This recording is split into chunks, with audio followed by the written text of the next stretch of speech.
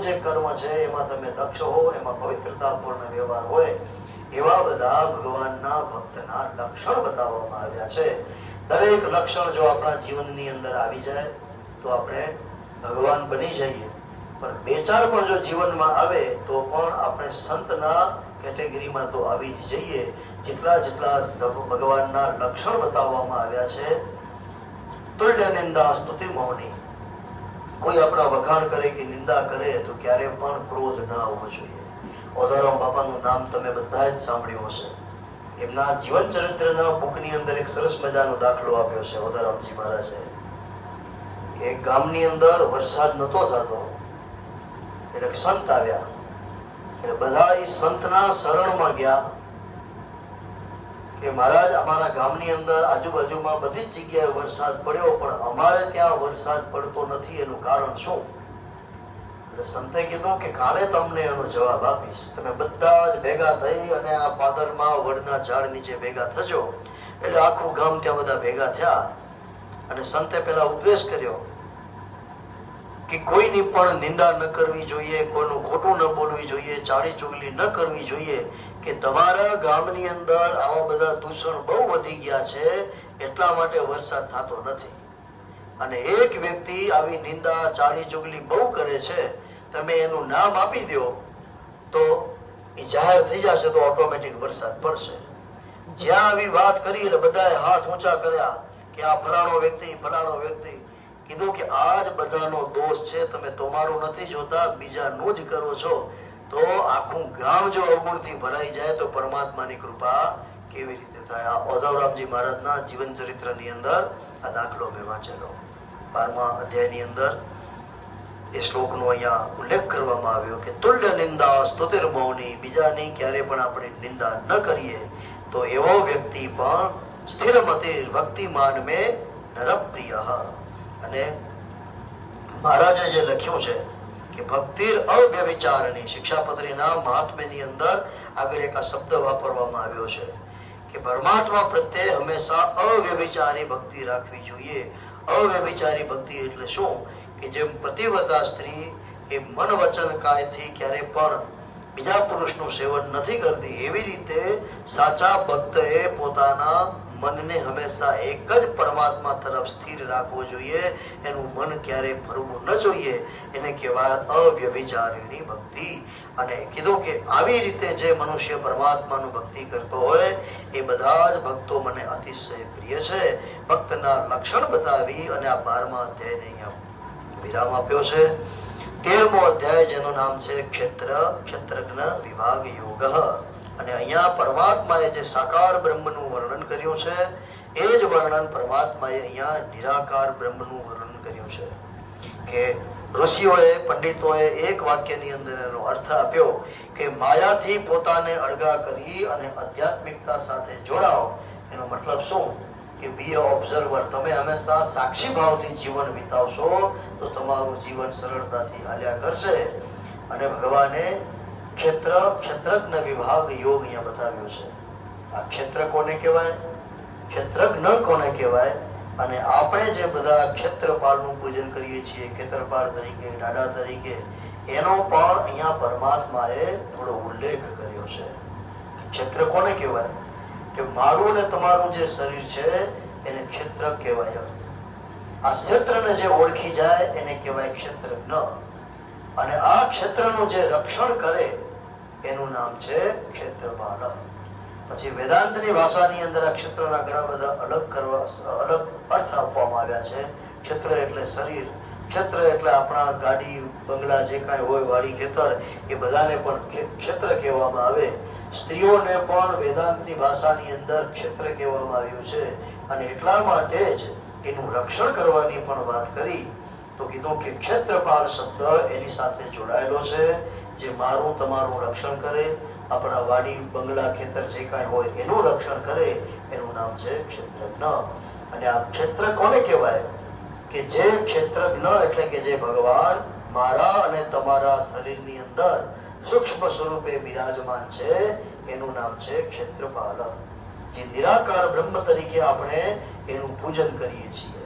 અને ભગવાને અહીંયા બહુ સરસ મજાની વાત કરી કે અર્જુન, અત્યારનો જમાનો બધી જગ્યાએ કોપીરાઇટ એક્ટ નો હાલે છે. તમે એક વસ્તુ લખો, રચના કરો ને એટલે આપણે એનો કોપીરાઇટ કરાવીએ, રજીસ્ટર કરાવીએ. પણ શ્રીમદ ભગવદ ગીતાની અંદર પરમાત્માએ 2 વખત એવો ઉલ્લેખ કર્યો. એક ઉલ્લેખ કર્યો છે 3જા અધ્યાયની અંદર અને બીજી વખત ઉલ્લેખ કર્યો છે 13મા અધ્યાયની અંદર કે અર્જુન, હું તને જે આ બધું કહું છું, જ્ઞાન આપું છું, એ મારું કાંઈ જ નથી, પણ ઋષિભી બહુધા ગીતા, મારાથી અગાઉ જેટલા ઋષિઓ થયા એ જ ઋષિઓએ મને જ્ઞાન આપ્યું. અત્યારે હું જ્ઞાન તને આપું છું. છંદો વેર વિવિધૈ પૃથક બ્રહ્મ સૂત્ર પદશ્ચૈવ હેતુર્મદ ભાવ વિનિશ્ચિતૈ, કે આવી રીતે જે આપણને પરંપરાગત જ્ઞાન મળ્યું હોય એને આપણે પ્રેમથી સ્વીકારીએ અને એ સ્વીકારતા મયી ચ અનન્ય યોગેન, કે આવી રીતે અવ્યભિચારથી મનને ક્યાંય પણ આડું અવળું ન દોડાવતા એક જ આસન પૂર્વક ભગવાનની આપણે ભક્તિ કરીએ તો ભગવાનને આપણે સાકાર બ્રહ્મની સાથે પણ પૂજી શકીએ, ભગવાનને આપણે નિરાકાર બ્રહ્મની સાથે પણ પૂજી શકીએ. એટલા માટે દરેક સંપ્રદાયની અંદર, ધર્મની અંદર શ્રીજી મહારાજે પણ વચનામૃતની અંદર માનસી પૂજાનું મહત્વ લીધું. શા માટે? માનસી પૂજા એટલે નિરાકાર બ્રહ્મની પૂજા. તમારી સામે ન હોય તેમ છતાં એનું પૂજન કરો. અને આ ગીતાજીની બેઠકમાં બેઠા છીએ તો એવી રીતે કહી શકાય કે દાદાજી હાજર નથી, તેમ છતાં તમે એને ફીલ કરો. એના માટે જે કઈ કરવાનું હોય આપણે બધું જ આપીએ, કરીએ, કે આ બધું જ અમારા દાદાજી વાપરતા, એને ભાવતું, એને ગમતું એવું દરેક આપણે કર્મ કરીએ. એ હાજર ન હોવા છતાં પણ એને અનુભૂત કરીએ. એનું નામ છે નિરાકાર ભક્તિ. જે વ્યક્તિ હાજર છે એને તો આપણે બધું જ અર્પણ કરીએ, એની દરેક પ્રકારની આપણે સેવા કરીએ, પણ જે હાજર નથી એને પણ જો આપણે અનુભૂત કરીએ તો આ જીવાત્મા કોઈ પણ સ્વરૂપે આપણે કરેલી પૂજા અર્ચનાને સ્વીકારતો હોય છે.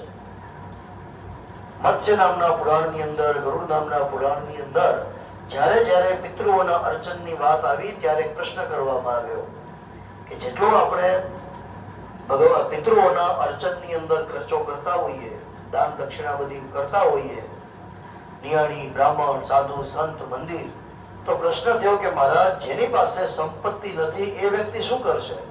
તો એનો બહુ સરસ મજાનો ગરુડ પુરાણમાં ઉલ્લેખ આપવામાં આવ્યો કે જે વ્યક્તિ પાસે પોતાના વડીલને નિમિત્તે પિંડ અર્પણ કરવા માટે ઘઉંનો કે ચોખાનો લોટ નથી, એવો વ્યક્તિ જો તીર્થની માટીનો પિંડ બનાવીને પણ અર્પણ કરે ને તો પણ એની પૂજા એ ભગવાન સ્વીકારે અને એનો પુણ્ય થકી આ જીવાત્માને એનું ફળ મળે.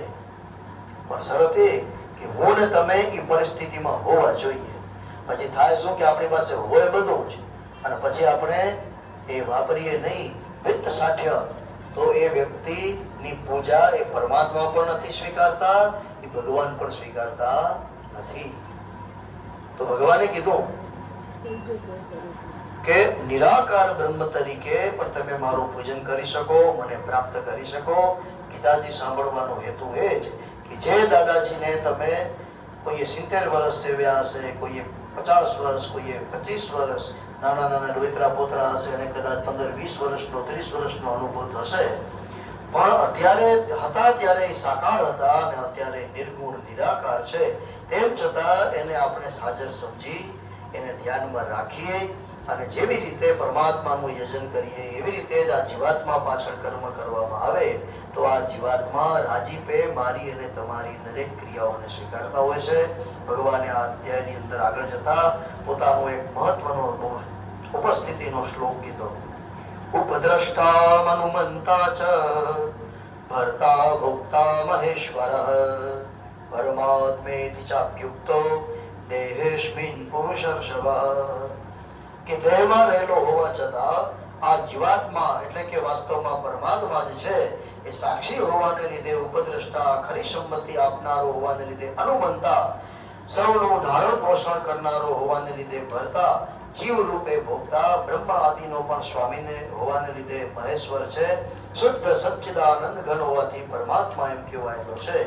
ભગવાને અહીંયા પોતાની મારા અને તમારા શરીરમાં હાજરીની અહીંયા ઓળખ આપી છે. શું આપી છે ઓળખ?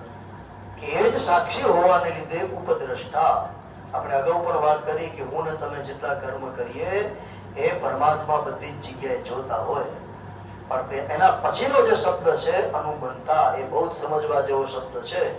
અનુમંતા એટલે શું? કે તમે કોઈ પણ સારું કે ખરાબ કર્મ કરતા હો, મૂંઝાતા હો કે આ કરવું કે ન કરવું, અને અંદરથી જે જવાબ આપે કે હવે આ કર્મ કરો, એને આપણે શું કહીએ?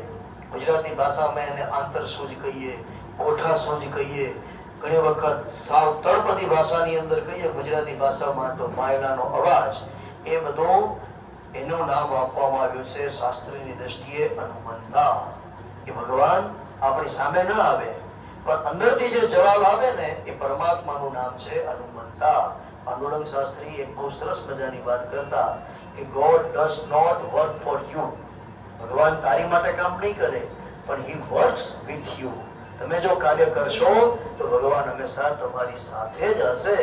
એ આપણે અંતરનો અવાજ, કોઠાસૂઝ, જે કઈ આપણે સાક્ષી ભાવ, જે આપણને અંદરથી અવાજ આવે છે, એનું નામ છે અનુમંતા. એ ભગવાનનું જ સ્વરૂપ છે. આ ગીતાજી સાંભળવાનો હેતુ આ જ મારી દ્રષ્ટિએ હોઈ શકે કે જ્યારે જ્યારે આપણે સારા કે ખરાબ કર્મ કરીએ અને અંદરથી હા કે નાનો જવાબ આવે અને આપણે આગળ વધીએ અને અટકીએ, તો સમજવું કે આપણે એ પરમાત્માના અવાજને સાંભળ્યો છે. અને આ જ ગીતાજી સાંભળવાનો હેતુ છે, એ જ એનું લક્ષ્ય છે કે તમે આવી રીતે દાદાજીને માધ્યમ બનાવી, નિમિત્ત બનાવી, અને જો આપણે ગીતાજી સાંભળતા પરમાત્માને ક્યારેક પણ ઓળખી જઈએ તો ભગવાનની આપણા ઉપર કૃપા એ અહર્નિશ જોડાયેલી રહેશે. અને આ 13મા અધ્યાયનો પંડિતોએ સરસ મજાનો એક વાક્યની અંદર અર્થ બતાવ્યો કે માયાથી પોતાને અળગા કરી અને આધ્યાત્મિકતા સાથે જોડાઓ. કે માયાને દૂર કરવાનો એક આ ઉપાય છે કે અંદરનો અવાજ તમે સાંભળી લો તો તમે હંમેશા પરમાત્માની સાથે જોડાયેલા રહેશો. 14મો અધ્યાય, જેનું નામ છે ગુણત્રય વિભાગ યોગ.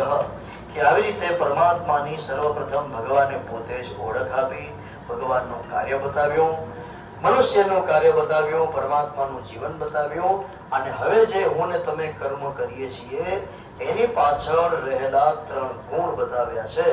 કે આ 3 ગુણ એટલે શું?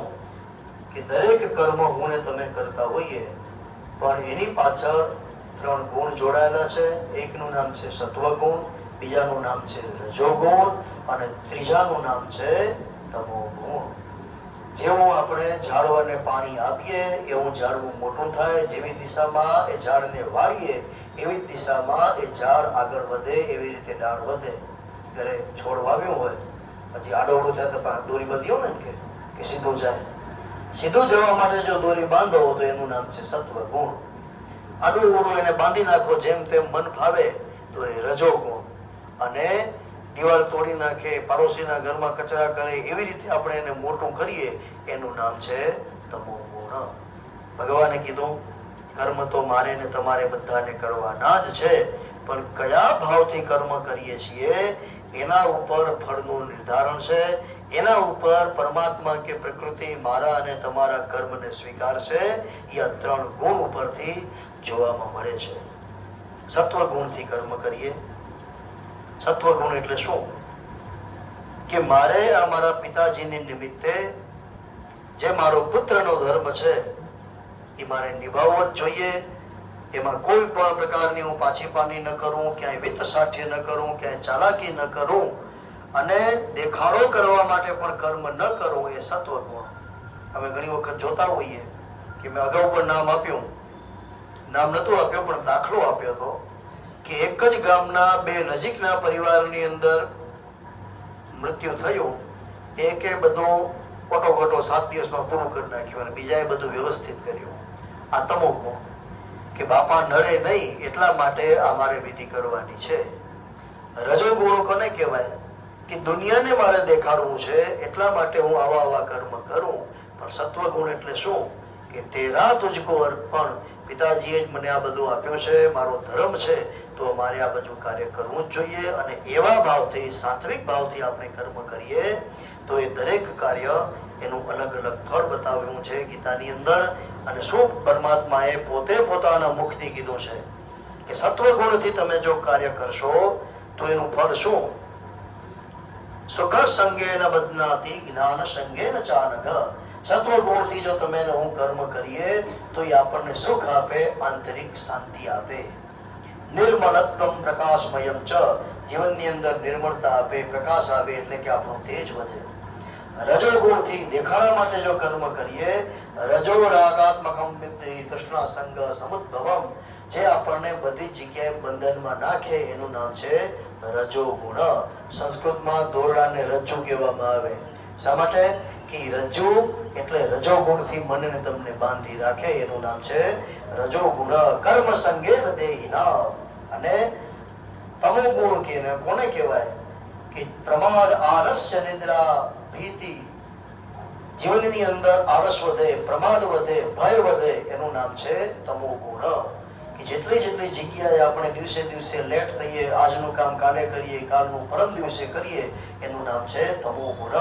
આવા જ્યારે બધા ગુણ આપણા જીવનની અંદર વધે તો સમજવું કે આપણા જીવનની અંદર અત્યારે તમો ગુણ વધ્યો છે. ભગવાને અહીંયા ગુણની આપણને ઓળખ બતાવી છે કે હું ને તમે કેવા ભાવથી કેવા કેવા કર્મ કરીએ છીએ એનું અહીંયા લક્ષણ બતાવ્યું. અને લક્ષણ બતાવ્યા પછી પણ એનું એક ફળ બતાવ્યું છે કે ઉર્ધ્વમ ગચ્છન્તિ સત્વસ્તા. પિતૃઓની સાથે જોડાયેલો આ શ્લોક છે. સત્વગુણ દ્વારા કરાયેલું કર્મ અથવા સત્વગુણ માણસને નિમિત્તે કરાયેલું કર્મ એ મનુષ્યને ઉર્ધ્વ ગતિને આપે છે. એવો મનુષ્યની પાછળ કદાચ હું ને તમે સત્કર્મ ન કરીએ ને તો પણ આ જીવાત્મા ઉર્ધ્વ ગતિને પ્રાપ્ત કરે. મધ્યે તિષ્ઠંતિ રાજસા. ઉર્ધ્વ ગતિ એટલે શું? કે ભગવાનના પરમ ધામ સુધી પહોંચી જાય, એને ઉર્ધ્વ ગતિ. મધ્યે તિષ્ઠંતિ રાજસા. સામાન્ય માણસને ગતિ ક્યાં સુધી હોય? ભૂલોક એટલે જ્યાં આપણે રહીએ છીએ, ભૂલોક એટલે પિતૃઓનો લોક, અને સ્વર્ગ લોક જ્યાં દેવતાઓ રહે છે. માણસના મૃત્યુ પછી જો રજોગુણી હોય તો એ માત્ર ત્રીજા લોક સુધી પહોંચે, મધ્યમાં પહોંચે અને ફરી પાછો જન્મ લે. એનું નામ છે રજોગુણ. જગન્ય ગુણ વૃત્તિસ્થા અધો ગચ્છન્તિ તામસા. તામસી મનુષ્ય ઉપર નથી જતો, એ વચમાં પણ નથી પહોંચતો, પણ અધોગતિને પ્રાપ્ત કરે છે. કે મૃત્યુ પછી જ્યારે એને જન્મ લેવાનો હોય ત્યારે એનો જન્મ મનુષ્ય ધ્વનિમાં પણ નથી થતો. જીવ જંતુ પશુ વૃક્ષ આદિ નીચ યોનિઓમાં એનો જન્મ થતો હોય છે. એનું નામ છે તમો ગુણ. અને ભગવાને આવી રીતે ગુણના લક્ષણ બતાવ્યા અને એ લક્ષણને આપણે ધ્યાનમાં રાખી અને દરેક કર્મને કરીએ. સ્વામિનારાયણ સંપ્રદાયની અંદર એક શબ્દ વાપરવામાં આવ્યો છે, ગુણાતીત. આપણે ત્યાં ગુણાતીત ચોક બન્યો છે પ્રમુખ સ્વામીમાં. દૂધઈ બાજુ જાઓ એટલે ગુણાતીતપુર ગામ આખું બની ગયું છે. આ ગુણાતીત શબ્દ એ ગીતાજીનો છે. સર્વારંભ પરિત્યાગી ગુણાતીત સઉચ્યતે. હું ને તમે જે કઈ કર્મ કરીએ એ સત્વગુણથી પણ પર હોય, રજોગુણથી પર હોય, તમો ગુણ તો એમાં હોય જ નહીં. એવા ત્રણ ગુણથી પર થઈને જે વ્યક્તિ કર્મ કરે એનું નામ છે ગુણાતીત. ગુણાતીત સ્વામીનું ચરિત્ર ક્યારેક વાંચો, સાંભળો, ત્યારે આ શ્લોકને ધ્યાનમાં રાખજો, ગીતાજીના 14મા અધ્યાયને, કે આ સંતે જેટલા કર્મ કર્યા એ ત્રણ ગુણથી ઉપર જઈને કર્મ કર્યા છે. તો ભગવાને કીધું કે આવી રીતે ગુણોથી પર થઈ અને મારા નિમિત્તે જે કર્મ કરે એ ગુણાતીત કહેવાય છે, જે મને નિરંતર ભજે છે. ત્રણેય ગુણોને સમ્યક રીતે પાર કરી અને પરમાત્માને પામવાની ચેષ્ટા કરે છે. એ બધા જ વ્યક્તિના જીવનની અંદર હું વ્યાપક બનું છું. એ વ્યક્તિઓનો શાશ્વત ધર્મનું અખંડ એક રસ આનંદનું રહેઠાણ એ હું જ બનું છું. એવા જીવાત્માને હું મારા ચરણની અંદર હંમેશા સ્થાન આપું છું. ઓમ તત્સદિતિ શ્રીમદ્ ભગવદ્ ગીતા સુપનિષત્સુ બ્રહ્મ વિદ્યાયામ યોગ શાસ્ત્રે શ્રી કૃષ્ણાર્જુન સંવાદે ચતુર્દશોધ્યાય. શ્રી કૃષ્ણાર્પણમસ્તુ. ઓમ નમો ભગવતે વાસુદેવાય. ઓમ નમો ભગવતે વાસુદેવાય.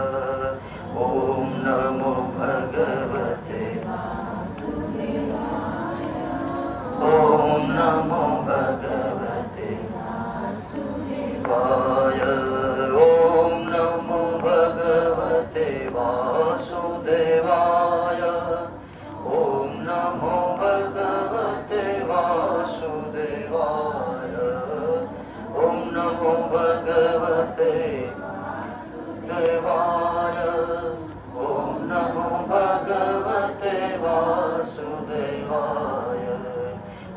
નમો ભગવતે વાસુદેવાય વાસુદેવાય અમી